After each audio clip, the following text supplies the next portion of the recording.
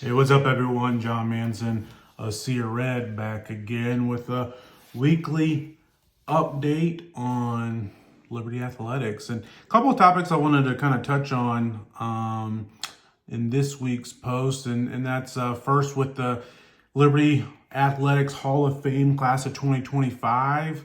7 new members going to be inducted into the Hall of Fame, just announced by Liberty, and that'll take place November 1st as part of homecoming and also Hall of Fame weekend Liberty football game against Delaware with the festivities on October 31st. And then also talk about that a little bit, and also want to talk about something a little unique, a little maybe a fun idea, fun conversation, fun discussion. Hopefully you all can chime in with your thoughts on it. And basically, kind of the hypothetical of what sport could Liberty essentially buy its way into national championship contention.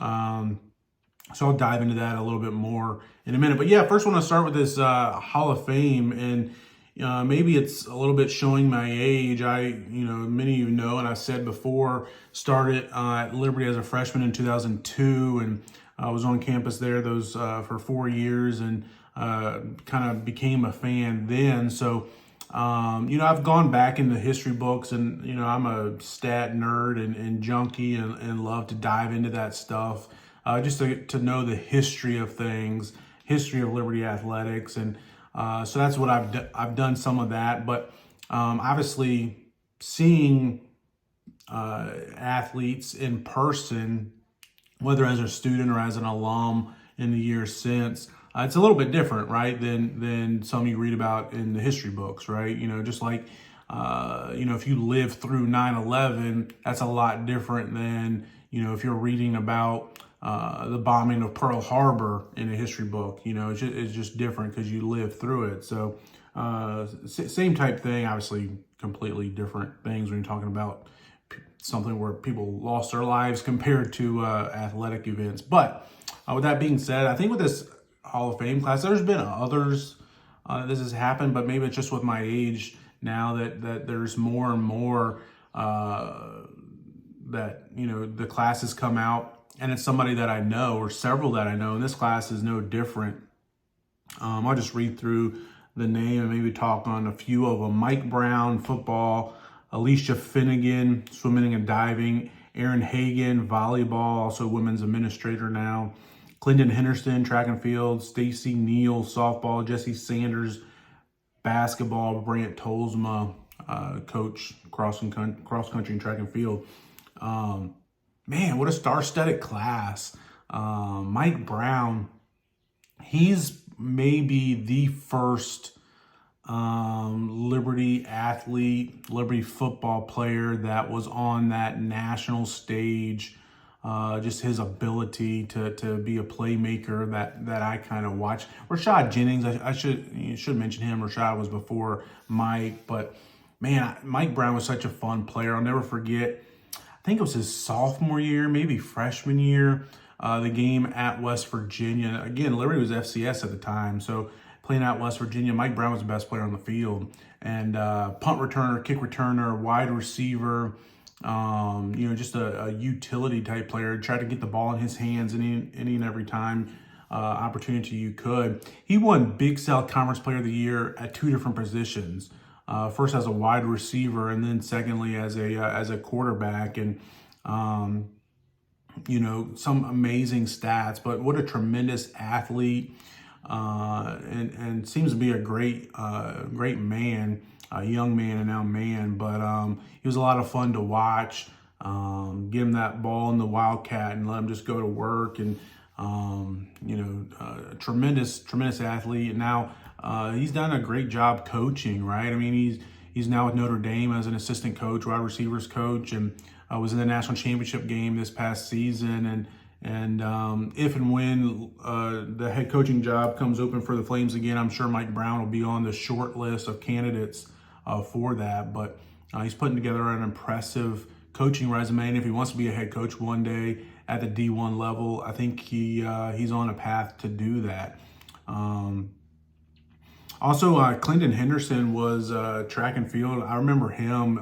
He started JUCO, then came here, I guess, the last 2 years of his career, and went to nationals and finished. He was a finalist, I think, third place as a thrower, and tremendous athlete. Also competed at the U.S. Olympic trials. So I remember his career at Liberty. Kind of on the heels of some others that had won national championships, and he was right on the cusp of winning an individual national championship himself. So really good athlete himself. And I'll touch on Tolsma as well, Coach Tolsma. We've talked before about, who would be on the Mount Rushmore of Liberty athletics coaches, and Tolsma is at the top of the list. I don't see how you can't put him at number one, like just what he did.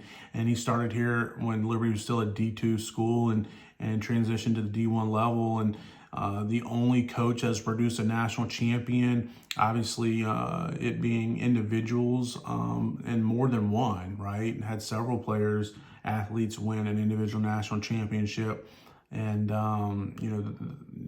Liberty's obviously never had a team national championship won at the D1 level. And then not to mention the conference championships won under Tolsma, whether it's cross country, indoor, outdoor track and field.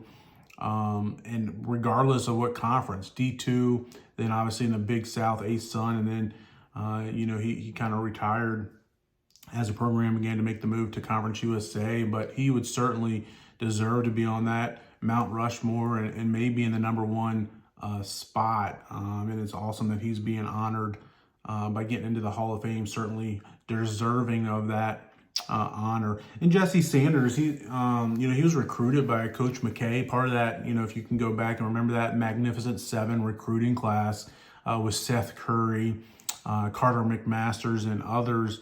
And Jesse ended up being the best player for Liberty out of that class. So obviously McKay left, Curry left after that first year there, and Jesse stayed and had a tremendous career throughout his 4 years. He's arguably the best point guard in Liberty basketball history, and still holds the record for most assists in a career. He's also on the scoring and the rebound list. He had at least, he had one triple-double, at least one triple-double each of his 4 years in college. I don't think Liberty's had a player have had a triple-double since him. And, he had it 4 straight years. He was definitely the old school, maybe a Steve Nash type guy, pass first point guard. Loved to create for others, but could also get his own shot and knock down open shots as well, too. And, obviously, Jesse went on to play professionally overseas and is kind of coming out of a severe, serious, even critical cancer diagnosis that he kind of fought through and seems to be doing well down in Texas with his brother John Caleb and their wives and families. So this Hall of Fame class kind of is near and dear to me a little bit, especially with Mike Brown and Jesse Sanders, watching them kind of right after I graduated, when I was first kind of getting into it deep as far as a Liberty fan. And 2 great athletes, as are these others as well too, but those 2 specifically for me, just what they did for Liberty Athletics and continue to do. And those are 2 type of guys that this program has been built on. This athletic department's been built on, and they seem to represent in the right way. So super excited for them. Looking forward to, kind of celebrating them and alongside them as we get towards the football season and into the fall.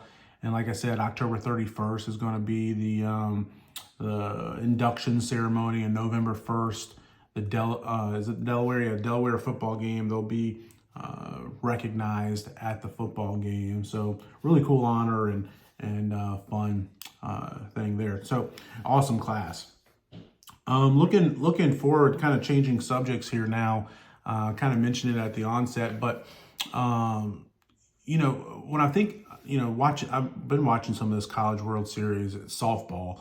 Specifically, especially after Liberty got eliminated by Oregon. I watched some the last week or so, and Texas Tech has made the run to the finals against Texas, and behind their $1 million arm, right? Their pitcher, who they got in the transfer portal a year ago out of Stanford. She comes to Texas Tech, who really doesn't have much history at all in softball. Obviously got paid $1 million for this one season, and she has helped lead the Red Raiders all the way to the doorstep of a national championship. And just by investing in her and in that program, and so it kind of got me thinking, like, especially now, as we begin to enter the era of college athletics with revenue sharing and internal NIL, as kind of Liberty's calling it, but it got me thinking, like, what sport? I feel like Liberty is a perfect institution to talk about this with, but what sport could Liberty, essentially buy its way into national championship relevance, or national championship, into the national championship picture in that sport, by just dumping money into it? And I don't think football is there, just because the amount of money you would have to put into it to get to that level. And again, I think football is probably something you have to build, year after year after year, which I think Liberty's doing, but obviously not quite at that level yet. And the gap between what some of those, top, Power 4 teams are spending that are in the national championship race in Alabama, Georgia, Texas, etc., Ohio State, Michigan, what they're spending each and every year, the gap between them and what Liberty's spending is enormous. And maybe, I guess we could, if we pulled from the endowment and stuff, we could put that much into it. I don't think it's probably a wise investment. Men's basketball is probably in the same ballpark as, like, the gap between, like, what a Kentucky, a North Carolina, a Kansas, Gonzaga, even what they're spending on their roster compared to what we're spending. I'm not sure Liberty could, yes, we could, but I'm not sure it's realistic to say we would dump enough in there. I think you probably say the same about women's basketball. But I think in the first sport that comes to mind is softball. Like, if Liberty were to take, $1 million, for example, of internal NIL, of revenue sharing, and put it into softball, what in one season, what could that do? And I'm not saying that this is something that will happen or should happen. I'm not athletic director Ian McCall or Todd Patulski, the CFO of the athletic department. I'm sure it's, we're playing with, in our mind, fake money. But, if you could take $1 million and dump it into the softball team, coming off what they just did, go out and say, here, Doc, go out and get, the top arm in the portal, or go out and get 3 or 4 of the top players in the portal, and let's ride this thing as far as we can. I certainly think, that the softball team would be in the picture of the national championship race, right? Are there other sports that you can think of that Liberty could do the same thing, put about $1 million or so into it, and be in the national championship race? And again, we're talking about, Liberty has never won a Division I national championship, and would love to get into that picture and into that conversation with some of these. And would it be a wise investment for Liberty Athletics to put that, some money like that into it, to try to potentially? And again, you can't guarantee a national championship, right? I mean, you need some help along the way, some breaks to go your way, and ultimately you're going to be playing against teams that probably got a similar type payroll, if you want to call it a payroll, on other rosters. So I think softball, you could be there. I think if you put enough into baseball, baseball seems like it's got a little bit more of a gap. Like, obviously we finished in 8th place in Conference USA, 0-2 in the Conference USA tournament. And I have confidence in Coach LaCroix to get the thing kind of turned around and head in the right direction and back towards competing for conference championships like it was a few years ago. But they got a little bit of ground to make up. So that ground to make up, plus the gap, what is at the top of the sport, might be a little bit too big of a hurdle to overcome at this point in time. But so I think about that. I also think about like men's soccer. Like, our men's soccer program has not been honestly very good the past several years. I mean, a long time since we really competed for conference championships annually. I don't know if we've really ever done that, but I mean, could you imagine if you dumped $1 to $2 million of NIL money, internal NIL revenue sharing money into the college soccer program, go out and get you 4 or 5 of the absolute best of the best at Division I soccer. Would that put you right in the mix of the national championship race? I think it could. I mean, Marshall won the national championship a few years ago, and I think that was kind of at the beginning stages of NIL. I don't think NIL really built our roster probably, but I think we could in men's soccer. I think women's soccer too. Like we're already a really good team. Been to the NCAA tournament a couple of times. Been in the conference championship race multiple times over the past few years. And if you dumped enough money into that, I think you could too. Track and field's another interesting one. I don't know. Like we've had really good teams and a few good individuals, but how much would it take to get to be at a national championship type race? The track and field team hasn't typically, as a team, qualified for the nationals. They obviously have some individuals that are there, competing now nationally in Eugene, Oregon. But I'm not. How much money would you have to spend on a track and field or cross country roster to get into that picture? Trying to think of some others. Like I think field hockey kind of you could see that team and that program has been very close. Obviously was a runner-up in the national championship game a couple years back. Golf. I think golf is another one. We've been really good in golf. Liberty's golf team's been really good. If you dump some money of revenue sharing into that program, could they compete for a national championship and go out? I'm not sure how competitive the transfer market is in golf, but if you could go out and get 2 or 3 of the top golfers in the country, could they be in the picture? So I think lacrosse also, they made it to their first ever NCAA tournament this past year. Maybe if you put enough money into that, I don't know. It's just kind of I was thinking about that earlier this week after thinking about what Texas Tech has done and is doing in softball, basically by just dumping $1 million+ into their program. Could Liberty do that? Yes, I think they do have the resources. You just might have to reallocate some funds. How much money would it take? Would $1 to $2 million be enough for a given year? Would you do it just 1 year to try to buy yourself a national championship and then move on, withdraw those funds from that program? I don't know. That would be an interesting conversation. Would it be worth the investment? What sport would it be worth the investment in? Would you get enough bang for your buck in a golf or a track and field or a women's lacrosse as opposed to a softball or a baseball, women's basketball, which maybe has a little bit larger of an appeal? Is there some ROI on that post? Like if you make it to a Final Four or the national championship round of a softball or whatever, and don't quite get over the hump and win the national championship, was it worth it? Should you come back and do it again? Again, a fun hypothetical, something I was thinking about and thought it would be interesting to talk about.